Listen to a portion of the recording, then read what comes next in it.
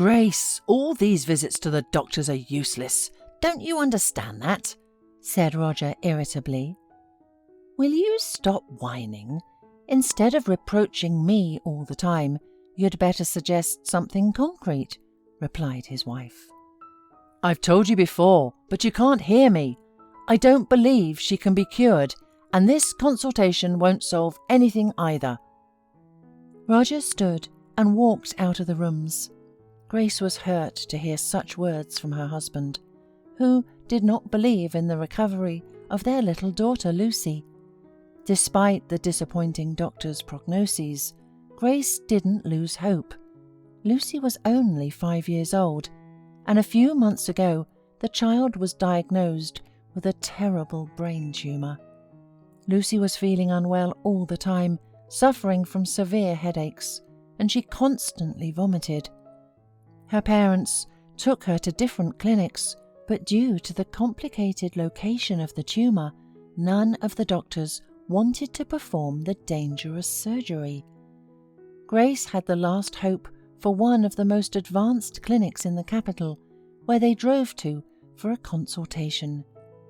The next day they spent a long time in the office of a well-known doctor. He carefully looked at the images, thoughtfully studied the results of tests, and Grace could not stand it and asked whether he could help their daughter. The doctor put the documents in a pile, looked up at the woman, and shook his head in the negative. Unfortunately, no. We certainly do this kind of surgery, but your case is too complicated, said the doctor. We could try an alternative treatment, but that would only help to slightly delay the inevitable. But what should we do? Asked Roger in a droopy voice. The doctor replied that there was a good clinic in Munich with a lot of experience of this kind of surgery, and that this was the only chance for Lucy. Of course, the surgery would be very expensive there, and the doctor said that unfortunately he could only allocate money from the clinic's fund for a primary consultation. Further examination and surgery is only at your expense. In such cases, you need to involve charitable organizations or wealthy sponsors. Maybe then you can save a child. Grace was desperate. When they left the office, the woman cried. This is the last chance, and I don't want to give up. We have to go there at all costs, said Grace through her tears, and Roger only hugged his spouse silently. After leaving their daughter at the clinic, Grace and Roger went home. The next day, Grace called to various charities looking for any help at all. Roger was nervous and kept saying that nothing would work and that it was a waste of time and effort. In the evening, Grace barely lay down on her bed and immediately fell asleep from exhaustion. Roger, resentful, stayed in the living room watching TV. In the morning, Grace came out of the bedroom and saw Roger with a suitcase standing by the front door. Grace first looked at her husband in surprise, and then, noticing a note near the mirror with the single word, "Sorry," she guessed everything. Have you decided to run away? Is that the best you can do? Shouted Grace angrily, nodding at the note. Grace, did I tell you that everything is useless? My life is falling apart, and I no longer have the strength or desire to do it. But this is our daughter, and she needs us, exclaimed Grace. No, Lucy is not our daughter, and when we took her from the orphanage she was healthy, and now no one can help her anymore, and even if they do an operation she will never be a normal person. So I'm giving you one last chance. Either we take her back to the orphanage, or I'm leaving forever. Hearing these words, Grace suddenly became furious. Are you crazy? It's not like she's an item you can take back to the store under warranty. Whether they help her or not, I'll never leave her. So it's your choice. Are you going to leave by yourself, or do you need help? Roger sighed resentfully, and already in the doorway said, I wonder what you're going to do without me. You haven't got a job, have you? But Grace just laughed. "You'd better think about how you're gonna live. Do you know how much cleaning, laundry, housing, and cooked food cost? You've never bothered with that, have you? And don't worry about me. I'll get by somehow." Roger left the apartment in silence, and Grace, sighing exhaustedly, collapsed on the sofa and cried. She anxiously asked what happened, and Grace, unable to stand it, burst into tears again and told her about the betrayal of her husband and the only chance to save Lucy. Her parents wanted to come to Grace to support her in such a difficult moment, but she dissuaded them. No need. Lucy and I will soon fly to Munich for a consultation. We'll see you when we get back." After speaking with her parents, Grace felt a little better, and after cleaning herself up, she went to get Lucy from the hospital. They quickly collected necessary documents, and within a week they were already sitting at the airport, waiting to board a flight to Munich. Lucy had been feeling unwell since the morning, and Grace poured juice into a disposable cup for the girl.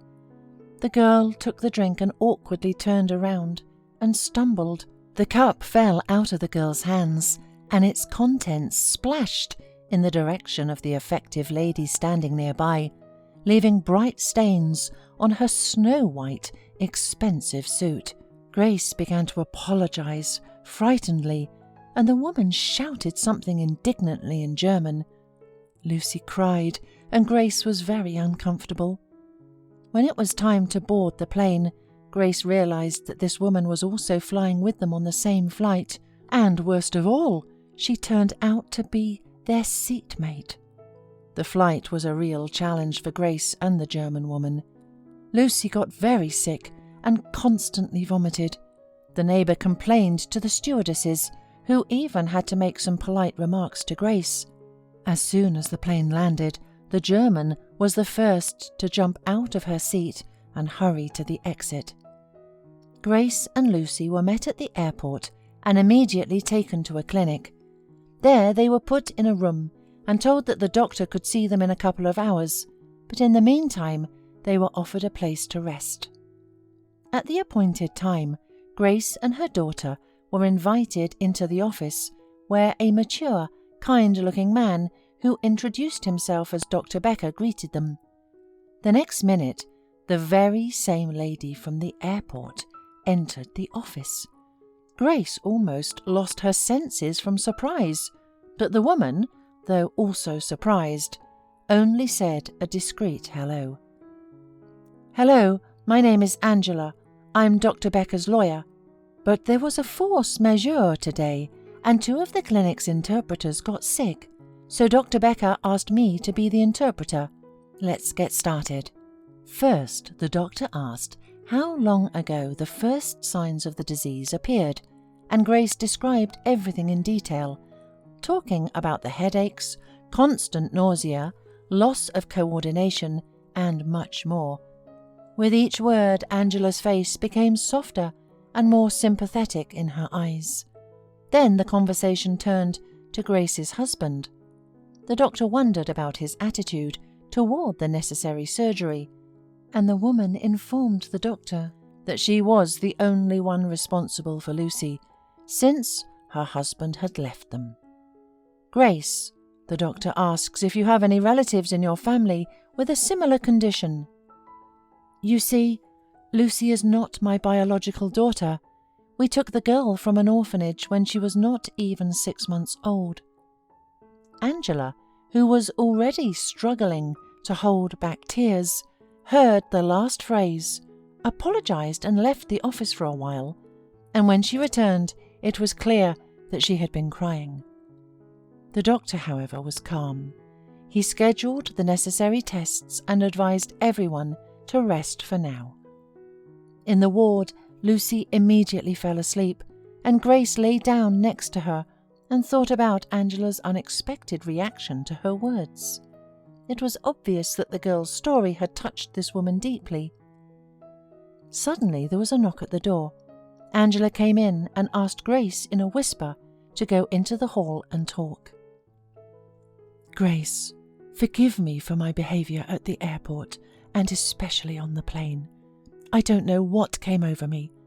I just so often meet ill-mannered children who behave ugly in public places, and their parents let them do everything, so I couldn't help myself. I'm so ashamed." "Come on, Angela. I understand everything.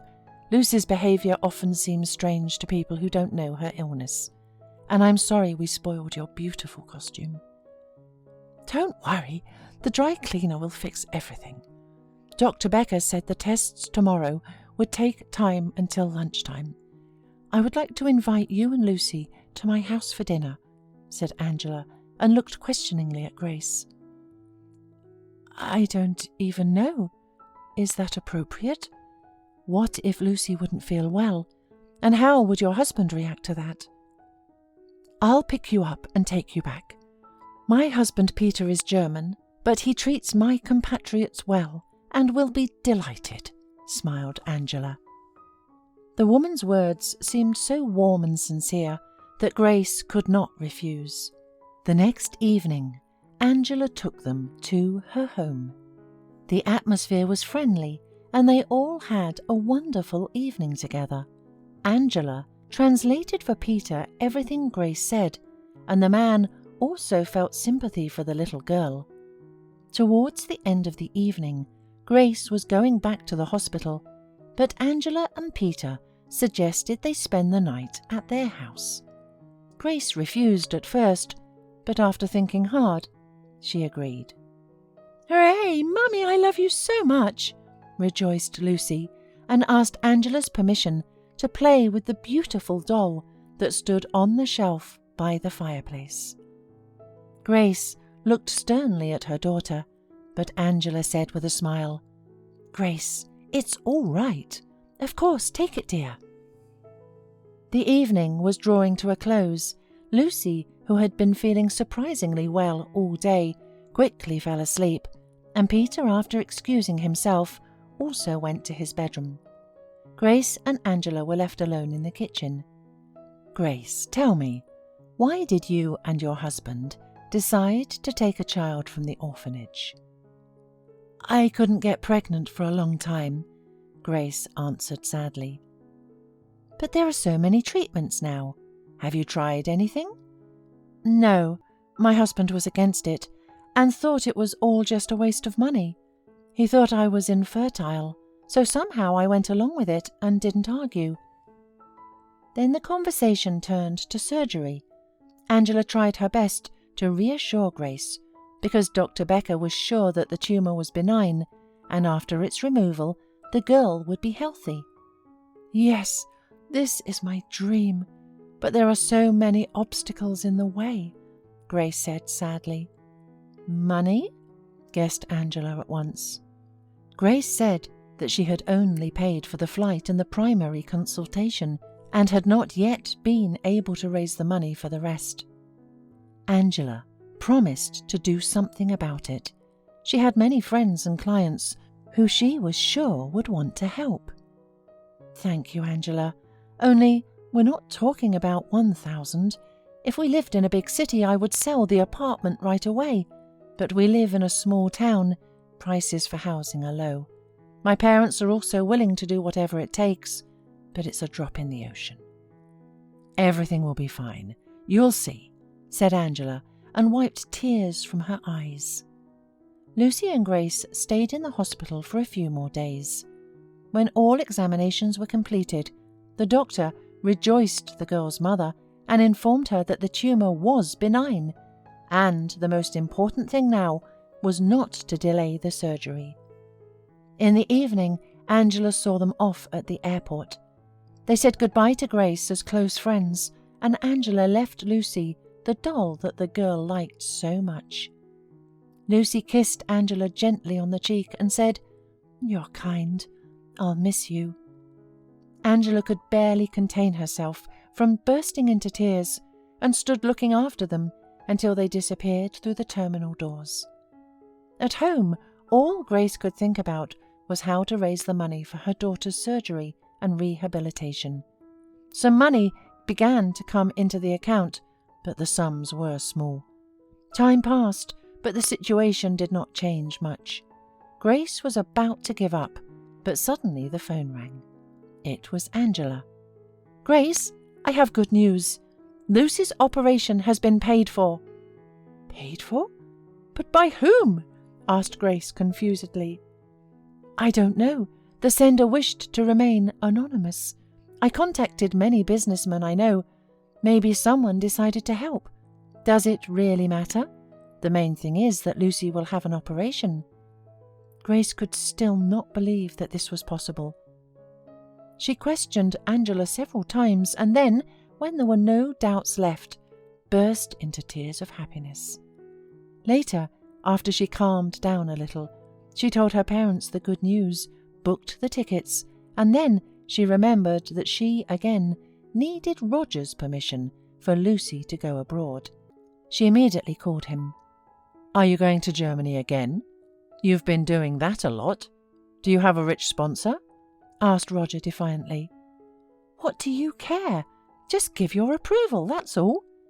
"Lucy is my daughter too, or are you the only one who can fly abroad every now and then, and I have to almost starve to death here?" "What nonsense! Will you give your consent or not?" exclaimed Grace, not yet understanding what Roger was getting at. "I will, but not for nothing," declared Roger. Grace gradually began to understand. She asked directly what he wanted, and her husband replied that she should compensate him for her trip to Germany, with his daughter in the form of €1,000. "Are you crazy? Aren't you ashamed?" screamed Grace, unable to believe that her husband had stooped to this. "If you shame me more, then the amount will increase. When you decide, call me," answered Roger, and hung up. Grace could not believe what she heard for a long time. She could think plenty of things about Roger, but she could not even imagine such a meanness. There was nothing to do. She had to agree to not waste time in the court. A week later, Grace and Lucy flew to Munich. The operation was difficult, but it was a success. Angela and Peter contacted Grace all the time. After a month, Dr. Becker said that Lucy could go home. Angela tried to persuade her friend to stay in Germany and even hinted that she might marry one of Angela's friends, a decent man who really liked Grace. But Grace had no idea how she could live so far away from the homeland and her parents, and did not dare to change her life so drastically. At the airport, Grace said that she would never forget what Angela had done for Lucy, and that God himself had sent her to help them. 2 years passed. Grace met a kind and attentive man, David, who was the opposite of Roger, and finally felt loved and protected. With Angela and Peter, they saw each other several times a year on holidays. Lucy had fully recovered and had almost no recollection of the disease she had suffered. One day the doorbell rang, and David went to open it. Roger was standing on the doorstep with a bouquet. He looked wrinkled and a little drunk. "Daddy, who's come to see us?" asked Lucy, who ran up and became silent when she saw Roger. At that time, Grace came up as well.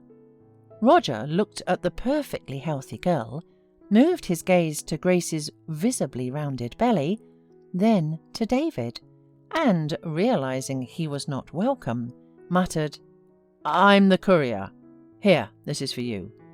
He handed a bouquet of rather shabby roses to David and glumly wandered down the stairs. Lucy, Grace, and David looked at each other and laughed in unison. David hugged his wife and daughter tenderly and said sincerely, "How happy I am to have you in my life.